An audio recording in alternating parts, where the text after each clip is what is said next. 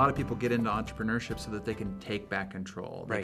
They can, kind of control their own destiny. They have a sense of, if it's to be, it's up to me, and I'm going to make it happen. And I'd like to get your view on the whole idea of entrepreneurship, about small business ownership, about being an independent contractor, how that plays into the research of being happier, and how the research of happiness will help people be more successful entrepreneurs as well. Right. Well, I love entrepreneurs because they're actually at the cornerstone of the research that we do, because what we found is that when you raise levels of happiness, there's a couple of things that happen immediately. First of all, we find that your levels of belief that your behavior matters increases dramatically, which is your optimism. That's the greatest predictor of entrepreneurial success that we have. In addition to optimism, what we found is that when people are positive, when they are better at making social connections, which is great because they can deepen those social connections that then help them to create sales. They're 37% better at creating higher levels of sales. In addition to that, people perceive them as more trustworthy. They find them as more attractive, a whole host of benefits. What I think is interesting is how do we get back control sometimes, right? Because some people move into entrepreneurial roles because they want to feel control in their life. But the flip side of that is when you have control, you're also in control of the bad as well, or at least you feel responsible for it. So we actually found with a lot of my Harvard students who are very hard-driven oftentimes that there's some group that they don't like to take chances on their own. Those won't be the entrepreneurs. But the ones who do like taking chances, sometimes they feel depressed because they feel like all the negative things are because of their behavior. So what we have them do is an island experiment that we've seen work extremely well with entrepreneurs. What we have them do is write down a list of all the things that they currently feel stressed about.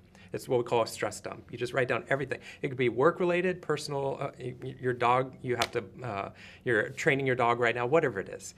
You write down that list, and then you put them into two categories, circles on a piece of paper on two different islands. One are all the things that you know that there are things you could do that could actually control those. The other ones are things that are outside of your control. Market fluctuations, who's going to become president, all these different types of things.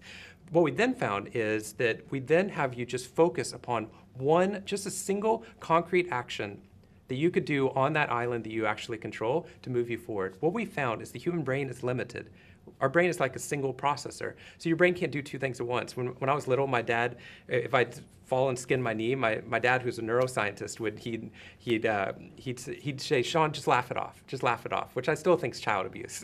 Yeah, right. But what he was trying to show me is your brain can't do two things at once. And when your brain is focused on the things you can control that are positive to move you forward, your brain is actually not wasting any resources thinking about the things you're out of your control. And when people do that, it moves what's processing the world from the amygdala, the most primitive part of your brain that sees threats, to the front part of your brain, the thinker, the prefrontal cortex, that helps you see more opportunities to capitalize upon as an entrepreneur. All right, so since our brains, as you put, as a single processing, and somebody's been watching this for a while, and we've given a whole litany of ideas and suggestions and tips, and since you are a fellow of Harvard, let's assign some homework. Okay. Okay, so if you're sitting in front of somebody that right now says, I'm just not happy. I don't know how to get myself to a place of happiness so that I can then ignite all these other positive outcomes about what I'm looking to have or to accomplish or to become. 1, 2, 3. What do you tell that person? Okay, just here's what I prescribe as homework for that person. 1, 2, 3. What do you suggest everybody watching do as they turn off this video? Well, first of all, recognize that it is difficult, right? That when I got into this research in the first place, I just went through 2 years of depression. And what helped me walk back out of that to be able to change the world that I lived in was not my intelligence, was not my background, it was creating these positive habits. So recognize that if you want to create change, don't wait towards happiness in the future. Say happiness will happen if I had all these other things. If I had wealth, if I had this job, if I had this promotion, whatever it is. Don't delay and look for happiness in the present. What I would suggest is, oftentimes people get stuck. Am I happy or am I not happy right now? And our brain does something we call slot rattling, where you go back and forth between those. We need to change it. We need to do something completely perpendicular to that. Instead of, are you happy? How are you making somebody else happy? So what I'd love for you to do, if you're watching this right now, is to right now write a 2-minute email praising or thanking just one person you know. Doesn't matter who. Right. Coworker, family member, somebody you know, a teacher for one of your kids, whoever it is. I wrote to a high school English teacher and said, you're the reason I fell in love with reading. You're the reason I wrote a book. Thank you for changing my life. It took me 45 seconds. It took me longer to find that woman's email address. Yeah. But what's amazing about that is suddenly, first of all, you feel amazing for having done it. you also create a feedback loop where they start actually sending positive emails back. Do it for 21 days in a row. After 3 days, you'll be addicted to it. But the other thing is you'll watch that your brain has suddenly moved away from here's all the things I don't control to here's the positive change I just made. And you can watch the happiness start to create a cascade of success in your life. I love that. That is fantastic. So you've said a lot of suggestions and tips, and people are going to pull out their own.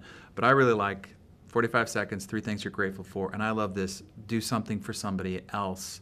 Try to make somebody else happy by doing something out of the ordinary, something extraordinary, each day for 21 days. Do those 2 things.